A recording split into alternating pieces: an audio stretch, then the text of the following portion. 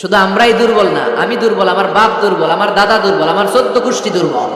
আমরা দুর্বলের ঘরের দুর্বল। সবল হচ্ছে একজন, তিনি কে? এজন্য সকল ক্ষমতার উৎস কোন দৃষ্টিতে, কোন যুক্তিতেই টিকে না যে সকল ক্ষমতার উৎস নাকি মানুষ। এই কথাটা যুক্তির আলোকে টিকে? সকল ক্ষমতার উৎস কে? কি ক্ষমতা আছে আমাদের? কোনো ক্ষমতাই নাই।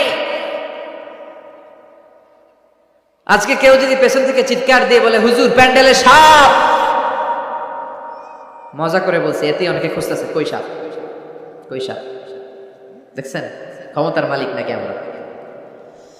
আর আসলেই যদি 3-4টা সাপ ফস করে এদিক দিয়ে ফানা তুলতো, black mamba, king cobra, python, হ্যাঁ, এই সাপগুলো যদি ফস করে এখানে ঢুকতো, আপনাদেরকে খুঁজে পাওয়া যেত?